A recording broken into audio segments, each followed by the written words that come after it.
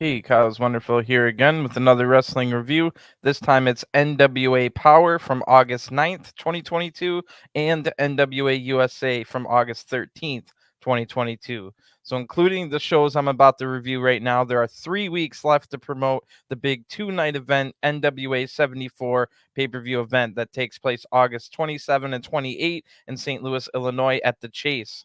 To be honest, I was looking forward to that event a lot more about a month ago. I really feel like they haven't set up NWA 74 very well. Now, on top of it all, one of the things that we did build up means nothing with a tournament that we called the Race to the Chase. We were going to decide the number one contender to the NWA World Heavyweight Championship, but after winning the tournament, Nick Aldis was removed as number one contender by Billy Corgan, the head NWA official, who simply just named a different number one contender without giving a really good, clear reason as to why. And now it's set up for Trevor Murdoch to defend the 10 pounds of gold against NWA television champion Tyrus. Tyrus wasn't even in the tournament. We haven't seen him mentioned on TV at all about being in a title match, and it's just kind of ridiculous. So either other than a flashing graphic at the end of last week's Powerrr, which was I don't know what's going on, man. So either things got a little bit too real with this whole thing with Nick Aldis and Billy Corgan, or more than likely this is all storyline, of course. But like I said, we're not getting any storyline about the storyline on television. At this point, I'm guessing it will be Murdoch and Tyrus night 1 of NWA 74, and then maybe Murdoch against Nick Aldis on night 2. But even that, I'm kind of unsure about. So hopefully this week, with only 2 more weeks after this one, we can build up NWA 74. I know a few matches are set, but after that, there's so many champions that currently have no feuds. Tyrus is the TV champion who's going for the world title. Jax Dane, the national champion, barely shows up on these television shows. We've got a great women's tag team champion team, Pretty Empowered. We haven't seen them together at all over the last month or so, and they haven't continued their storyline about how Kenzie Page is mad at Ella Envy for cheating. They just haven't shown up. So we've also got OGK and La Rebellion. They are feuding, and it looks like for maybe a number one contendership match that we'll see at NWA 74. Nothing official on that one yet. But what are the current champions Commonwealth Connection going to do? So on top of all that, we've barely seen the world champion Trevor Murdoch, but at least last week we saw him appear, and that set up a match for this week's main event of Powerrr between Trevor Murdoch and the Pope. So that seems to have some kind of mystery story behind it. Maybe we'll finally get some stories going with the champion. But I say this all because the TV show, it's just like the TV show is there to promote champions, to promote your big pay-per-view events. But it seems instead we're just here to have super short matches and a bunch of really short interview segments with a lot of terribly unfunny comedy segments. So let's see if things can change at all this week. Maybe we'll actually get people excited for NWA 74. We'll start with this week's episode of Powerrr from August 9th, 2022. It premiered on YouTube on August 12th. So we start with action right away as the bell rings, and we start with the graphic telling us this will be a tables match. So in the ring already is Mike Knox and Devin Graves for a one-on-one tables match here. This is a warm-up match for Mike Knox, who takes on Bully Ray at NWA 74, one of the few matches we've actually built up for the event, even though most of the story happened about 2 months ago now. But we picked it back up last week with Mike Knox confirming a match at NWA 74 where against Bully Ray. We saw a couple months ago Knox sent Bully Ray through a table, payback for leaving the Aces and Eights that rot and die in TNA. Meanwhile, Bully Ray went back to WWE for millions of dollars. So that's what the story is all about. Devin Graves is Knox's opponent tonight, has a big body like Bully Ray does, and also kind of a similar name to Bully Ray's Dudley Boy tag team partner, Devon. So they tie up here. Mike Knox shows that he has more power than despite being outwaved by Graves. Knox then hits a big boot to the face. Devin is super dazed from that one already. Knox then hits a few more strikes in a corner splash. Knox then says to his opponent, "Come on, Bully, fight back, Bully." So now VSK's out here as well, attacking Devin Graves, as this is a no DQ tables match. But the referee is getting distracted by Knox so that he doesn't see the VSK attack. So they were acting as if there was disqualifications, but how could a tables match not be DQ? Because the only way to win is putting your opponent through a table, not by count out, not by DQ. So that seems super weird. Anyway, Knox then wears down Devin with some slow, boring offense. Devin hasn't hit one offensive move all match, and I use that word match lightly because this is just a beatdown. Devin now finally hits a few body punches, but Knox wrecks him with a running crossbody right after that. Then hits a Numaga hip attack into the corner. VSK gets the table from under the ring. Velvet Sky is the most annoying commentator in the world. Now the two Cardona family members are setting the table up in the ring. Knox talks some trash here before hitting a bad-looking choke slam through the table. Devin Graves really couldn't even get his big body off the ground at all for that. Looked crap. The winner of this match by breaking the table is Mike Knox. So Velvet Sky acts as if she's mad, but she is so bad at acting that it is terrible. It's like nails on a chalkboard. So not a good week to this start to this week's NWA action. Velvet here makes the story all about her, and then we move on where it should be about the wrestlers. Ridiculous. Plus, she's annoying. Anyway, after the NWA Powerrr opening video plays, we're with Kyle Davis in the interviewer area, and with them is the Church's Money, Black G's, as well as Jordan Clearwater. I actually watched Jordan Clearwater make his New Japan Strong debut a few weeks ago, losing to Jeff Cobb. So Jordan says, "Count these abs for me." And Kyle says, "Oh, there's 6. Good job." So then Kyle says, Scion at NWA 74 has a national championship match against Jax Dane, but I'm not seeing him. Is Scion somewhere training? And then Black G says, yes, that's exactly what he's doing. He's training for his big national championship title match. What you Nashville Neanderthals need to understand is that the Church's Money Enterprises is all about success. You don't have to give, I don't have to give you the track record because you already know it. We talk it, walk it, and we say it, display it, we show you, we tell you. So it should be no surprise when I tell you that when I went that we want the national championship. But let's talk about Jax Dane for a minute. He wouldn't be in the NWA if he wasn't great. He wouldn't be a former NWA tag team champion, former NWA World's Heavyweight champion, and the current 2-time NWA national championship if he wasn't a success. What I'm seeing there is a lot of former. So check this out, Dane event. When the Church's Money Enterprise walk into St. Louis into the chase for NWA 74, Scion is walking out with the national championship. That, my friends, is success. So then we go to an ad break after that.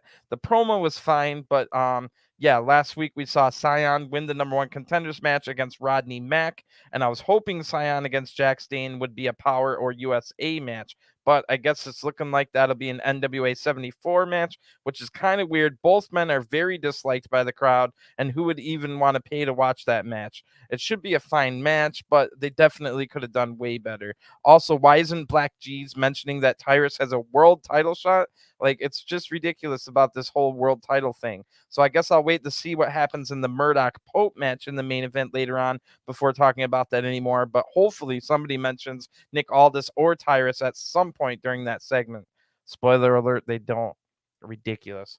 Anyway, in the back now, May Valentine, the interviewer, she's in the back with the Pope, and May asks if the Pope has any real chances of beating Murdoch tonight in the main event. The Pope says, sometimes questions need to be asked that we already know the answer to. Can I get the job done? Just take a stroll down memory lane. Look at the list of opponents I've had in my career, the legends that I've come out on top against. So when I step into the ring with Trevor Murdoch, I want to be clear about something that I said a few weeks ago, that Murdoch and Pope are down together like 2 flat tires. What I meant was, even though we've had some good times, we've also hit bumpy spots as well. Some rough roads that we had to cross together. But tonight, Pope's going to be crossing that road alone because I plan to go out there and do what I've always done, be the Pope of pimptasticness. And then the segment ends. I mean, it was a fine promo from Pope as usual. but it didn't really make me want to watch that match anymore. So meanwhile, the next match is actually one I want to see, and all it took was a 30-second promo from Ricky Morton last week to sell me on this match. On paper, Wrecking Ball Legursky against Ricky Morton sounds like an awful, awful match. But again, if you know how to cut a promo about selling the upcoming match, you can actually make people interested in a match they would have never been before. See how that works? Like with the Pope thing I just talked about, yeah, Pope said his good catchphrases and he sounded good on his whatever he was saying. Did it make me want to watch him fight Trevor Murdoch later anymore? No, not at all. But meanwhile, I was actually looking forward to this Legursky Ricky Morton match because Ricky Morton in a 30-second promo really made me feel like this was a meaningful match that I wanted to watch. See how that's supposed to work? So anyway, Wrecking Ball Legursky comes out first. The crowd boos him, and Legursky can barely walk. His knees seem so bad. Wrecking Ball Legursky is about 400 pounds. So Ricky Morton comes out in his 60s. He can barely walk, and his knees seem so bad as well. So again, we got two guys that can barely walk, but I'm looking forward to this match because of a little 30-second promo. Ricky's the hero of this David vs. Goliath story, and with the added bonus that Ricky Morton is a true living legend. So Ricky was able to use his speed advantage to duck under 3 attacks in a row. And if you're wondering why this is even coming, if it goes back to when the Fixers were helping Colby Carino take out some of the junior heavyweights, including Ricky Morton's son, Kerry. So that's where this kind of match came from. Anyway, Ricky's able to use his speed advantage, like I said, the duck under 3 attacks. Ricky goes on the attack now, stomping on the toes, then hitting a knee lift. Legursky hits the throat to take back control. Now Legursky works the arm and using the ropes to help him out. Ricky's definitely in trouble after a few big clubbing blows here, giving up over 200 pounds of weight here. Ricky then fights back, but Legursky keeps control with working on the arm again. A headbutt now takes down Ricky, and a standing headbutt drop might have Ricky out of this match. Now Legursky goes over to the turnbuckle pad, ripping it off, and he sets Ricky over the exposed turnbuckle, but Ricky is able to evade the corner attack. Legursky crashes his own head right into the exposed steel, and Ricky gets the roll up here for the 1-2-3.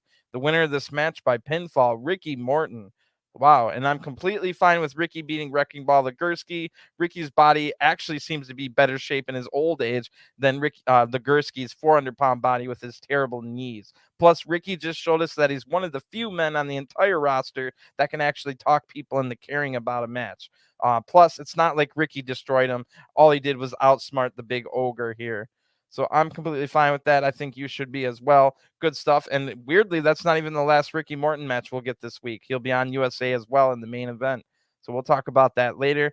After an ad break now, we see that that great NWA junior heavyweight title match from last week on last week's episode of USA, where Homicide was just barely able to retain the NWA junior heavyweight title against PJ Hawks.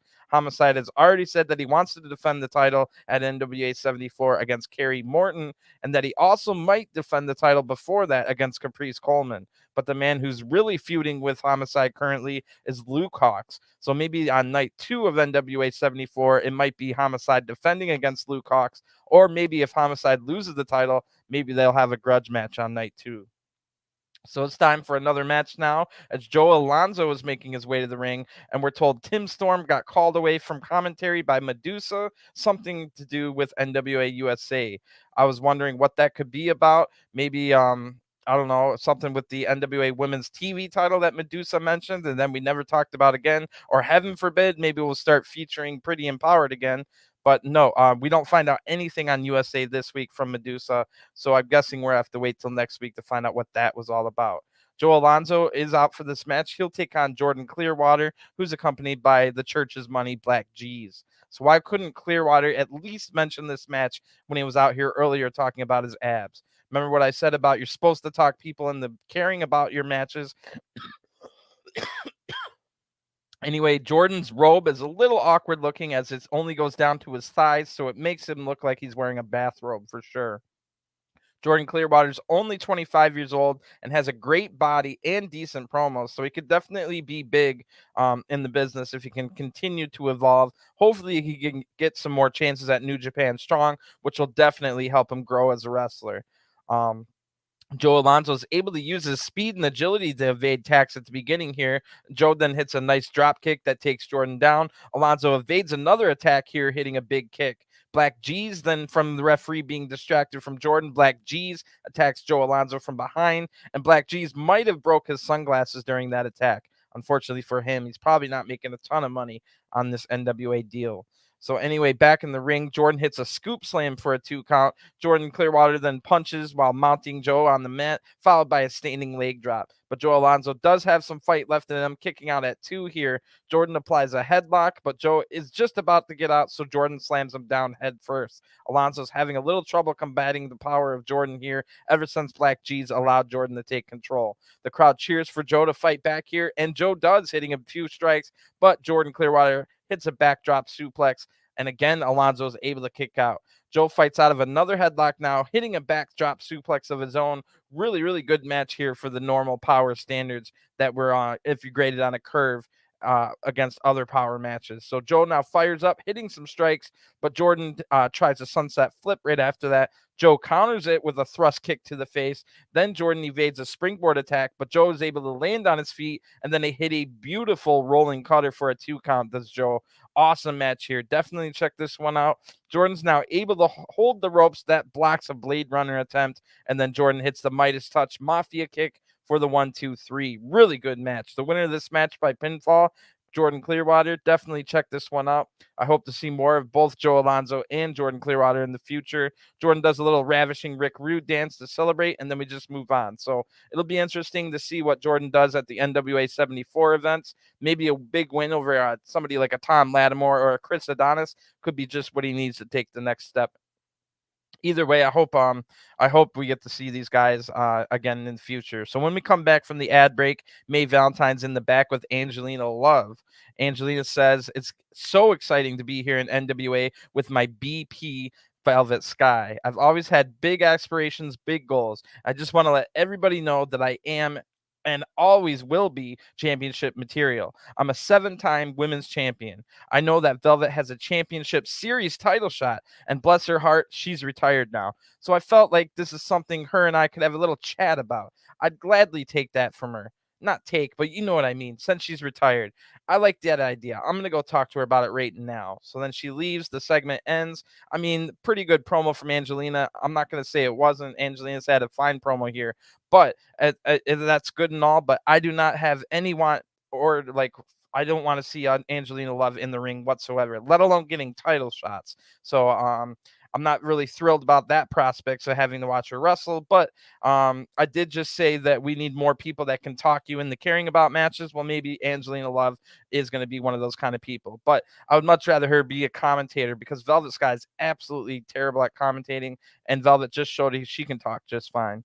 So before the main event match, Pope then stops by the interviewer area with Kyle Davis, and now we get maybe we'll see the Pope getting us the more care about this match a little bit more. So Kyle mentions how Pope and Murdoch really haven't seen eye to eye lately. So the Pope says, couldn't 2 men who call themselves friends just come out here for a match for the love of the game? I told everybody that Trevor Murdoch and Pope are like 2 flat tires. What that means is the road sometimes gets a little bumpy. That's the point we're at right now. But let me be clear. Murdoch asked for this, but the Pope's going to give him it. And when it's all said and done, I'm going to extend my hand yet again. So then the Pope leaves to go to the ring. So what the heck? Who is even writing this show? Did we really need the Pope to tell us the exact same thing twice in a 20-minute span? Like, this one was explained better than the last one, but that makes the first promo absolutely obsolete. So what was the point other than what? So the Pope could flirt with May Valentine? Is that something we need to see on television? I'm not saying I was like disgusted by it. It's just like, really, you waste so much. Things are wasted time on these television shows, and NWA only has like an hour of TV a week. How did they end up wasting so much of their 1 hour of TV a week when they're supposed to be building for their 4 pay-per-views a year? So you have 4 pay-per-views a year. You got 52 weeks of television, 1 hour a week of television, and you may waste so much time doing stupid things. Like, what was the point of having 2 different Pope promos where he says the exact same thing in a 40-minute television show? Somebody explain that to me. So then we have all these other people that were like, where is they? Where's she? Where's he? What have they been doing? And you're like, oh, yeah, well, there's only an hour a week, so we can't feature anybody. But look at what you do with the hour a week. You do a bunch of bull crap, a bunch of unfunny segments where supposed to be comedy. They're all cringe and crap. Then you get other segments where people say their catchphrases that they usually say. They don't really do anything to make you want to watch their next match. That's how wrestling works. You have television shows, you have a couple promos, you do the promos to get over the matches, and eventually the television shows lead you to the pay-per-view, and it's a continuous cycle. It's not that freaking hard. Why is there so many segments each and every week that are completely a waste of time? So anyway, it's time for the NWA Powerrr main event. After the break, when we come back, it is the NWA World Heavyweight Champion Trevor Murdoch coming out looking all business without a single ounce of charisma. The crowd likes both men here, so they don't really know how to act. And again, it's Trevor Murdoch versus the Pope, and Murdoch stomps the toes right at the beginning here and gets wrist control. Pope is able to get out, then runs into a big shoulder tackle from Murdoch. Murdoch hits another shoulder tackle, but Pope evades the standing elbow drop right after. Now they have a test of strength where Murdoch easily wins. Pope is able to kick himself free, however, applying a headlock. Murdoch reverses into a headlock of his own. Pope then gets out and hits a shoulder tackle but another shoulder tackle drops Pope here. Pope that quickens the pace right after, leapfrogging over Murdoch a couple times in a row. Then Pope hits a drop kick, Manhattan drop, and a shoulder tackle of his own that takes the big champion down. So this is a non-title match, by the way. I don't know if I mentioned that, but a win for Pope could put him in line for a big title match himself. Or I mean, at a future date. So Murdoch then rolls out of the ring. He's trying to recover here, taking forever to get in. So Pope holds the ropes open for Murdoch to come in. Murdoch does come in, but hits a cheap shot on the guy holding the ropes open for him. So the crowd boos now. And what the heck? Are we setting up two different heel against heel title matches at NWA 74? Like, I mean, let's see how this match finishes and see if Murdoch fully turns heel. But Murdoch has been acting like a heel ever since winning the title. So Murdoch now applies an abdominal stretch, but then breaks it himself because he wants to go up to the middle rope. Murdoch leaps off with a terrible looking elbow drop. It was so bad that the Pope moves out of the way, but he got his legs sat on by the big Murdoch, who really couldn't fly through the air at all. Pope then fires up, hitting a lariat and a flying forearm. The crowd is all loving the Pope now. Pope hits 3 elbow strikes in a row. Then Murdoch throws Pope out of the ring. Pope hits the floor hard. Murdoch goes out to attack him and blocks a ring post shot because he was almost about to get into it. Murdoch blocks that, and then Murdoch evades an attack that makes Pope crash into the ring post now. Now Murdoch wants to hit a pile driver here right on the concrete floor. The announcers and the fans are all like, no, which was, again, kind of cringe, but I can't quite tell if Murdoch stopped himself or the Pope blocked it. But the Pope is now just laying on the floor as if he's out cold. So it must have been Murdoch that decided last second not to do it. The referee counts now to 20, counting both men out, and the match ends as a draw.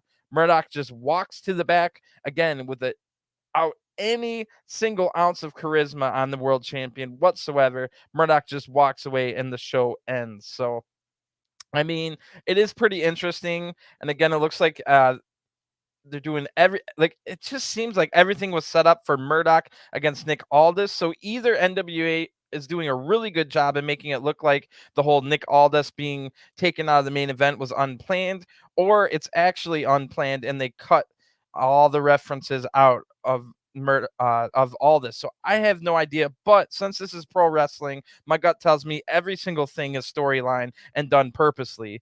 So it's kind of a risky thing to do, and it might alienate the fans you already have, but it is a bold strategy to get people talking about the NWA.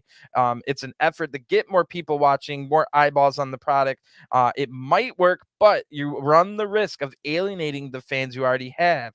So if you lose 25% of the fans you already had, you would have to hope all those new eyeballs watching NWA that you're doing with this tactic that might drive some of your hardcore fans away just to get some newer fans to watch. You're going to have to hope they actually stay. If they don't actually stay, you're at a net loss, and that's not a good thing. So right now we're about to set up a bunch of heel versus heel title matches that nobody really cares about. And like I said, it could end up being Nick Aldis in the main event of night 2 for the title. We'll just have to keep watching and see what happens. But it's both intriguing and infuriating at the exact same time.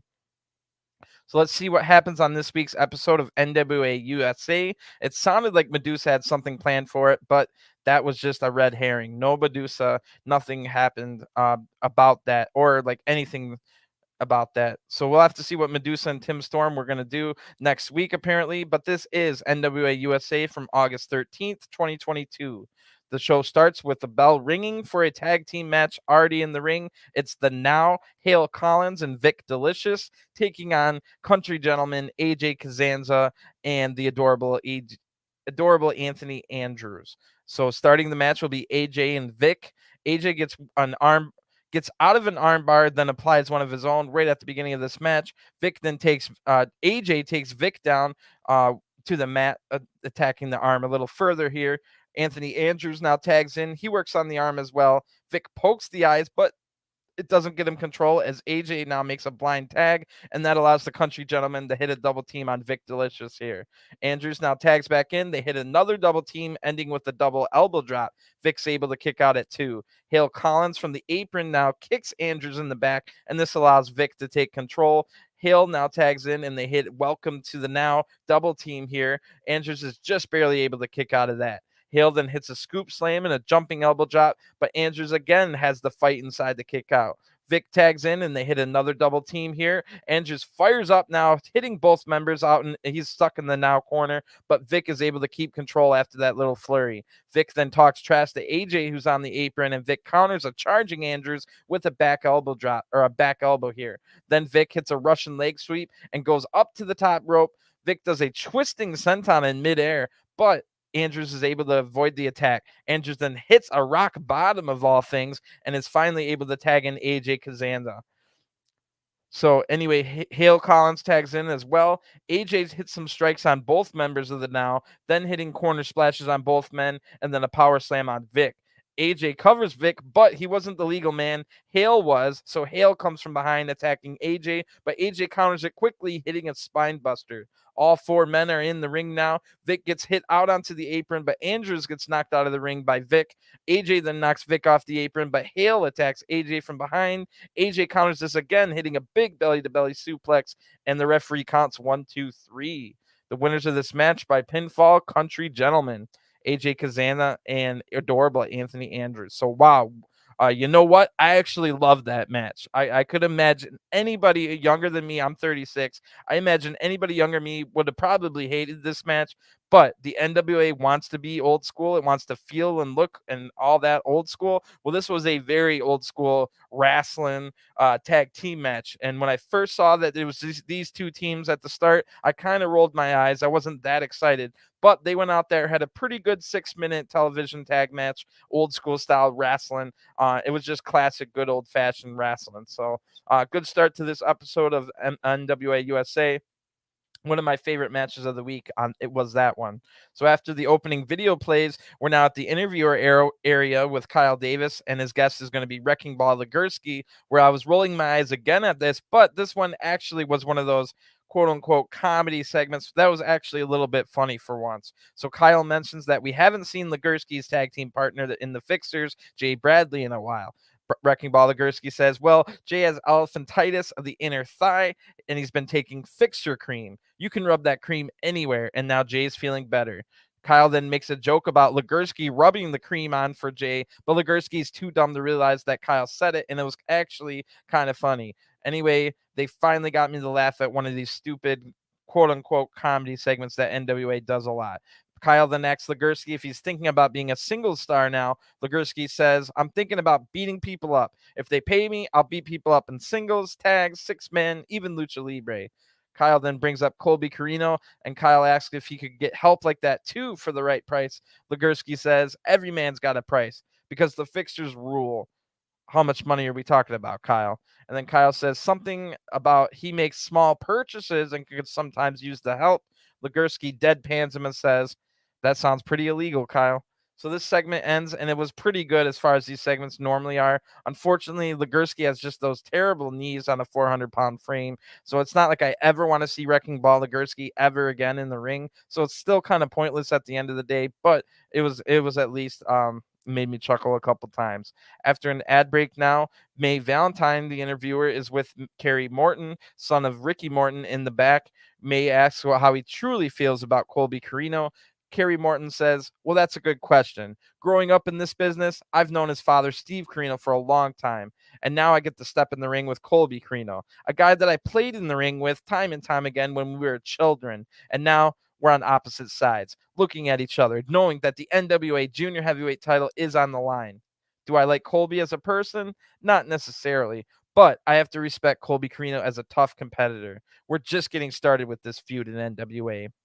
May then asks what he thoughts about watching his father beat a 400-pound Legursky earlier in the week. Kerry Morton says, it amazes me what he can do. What can he not do at this point? 9 times NWA junior heavyweight champion, traveled the world, made a living off this business, and most importantly, just beat Wrecking Ball Legursky. That's great. But what is also great is now the fixers are behind us and we're moving on to the future.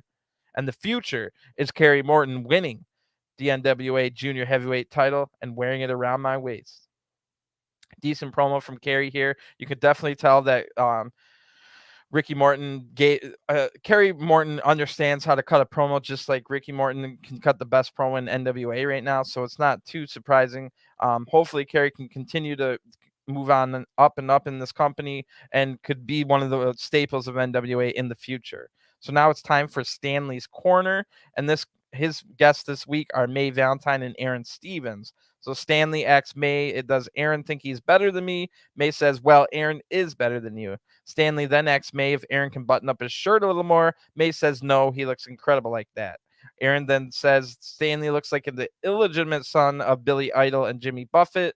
Aaron makes fun of Stanley a little bit more, and that was completely awful and was not necessary. Unless we're setting up a Stanley Stevens match, that was a complete waste of time. I already kind of went into my waste of time diatribe earlier, so I'm not going to do it again. But see what I'm saying about all these? They only have an hour to work with a week, and then they put so many ridiculously stupid, wasteful segments on every single time. So after an ad break, it's main event time of this week's episode of NWA USA as Ricky Morton is in the ring for his second match of the week. Unfortunately, this time for Ricky, his opponent won't have worse knees than him, as it will be VSK. We saw VSK on Powerrr this week helping Mike Knox out in that table match.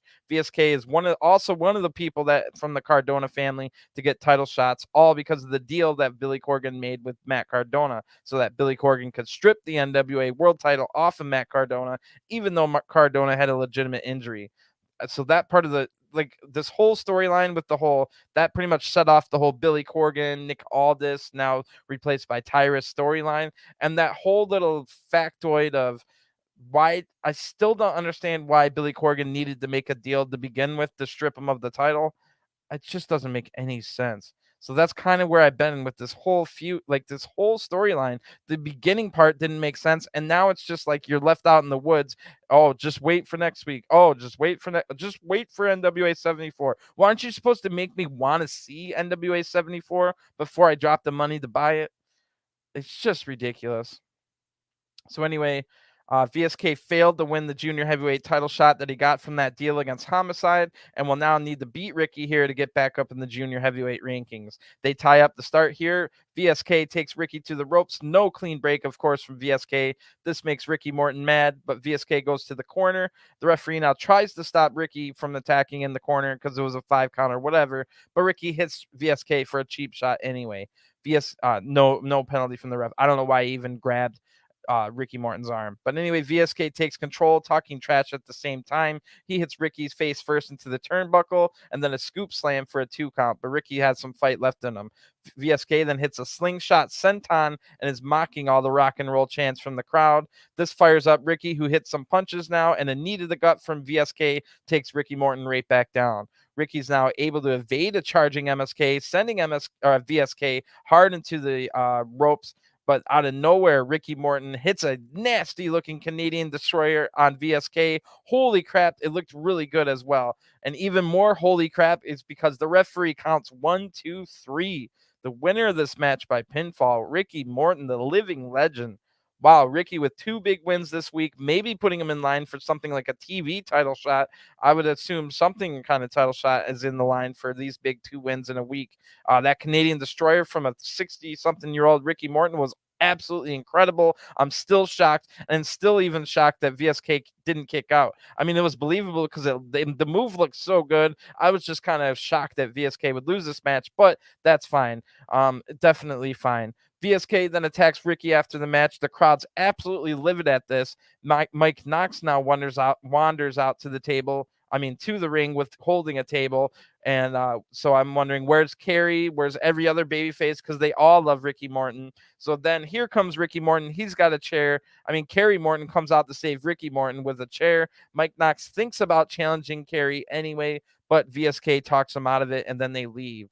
So that was the end of this week's NWA USA. Pretty good show. I like the 2 matches that were on the NWA USA. Even the Wrecking Ball Legursky interview segment was decently funny compared to all the other crap they put on. But that Stanley Corner segment was a complete waste of time, and it was beyond cringe. So another week gone now. We still have no word about Tyrus challenging for the NWA World Title. No mentions of Nick Aldis. All these title matches we've set up this week seem to be heel versus heel, with Murdoch looking like a bad guy potentially. But like I said, this might be setting up for a Nick Aldis, the main event night 2 of NWA 74. But I have no idea what NWA are thinking with this entire storyline. Week after week, I keep saying, let it play out. Let's see what happens. And then nothing happens. So we've got 2 weeks left of television to set up for this 2-night event. And where was the entire women's division this week? Where's the NWA TV title?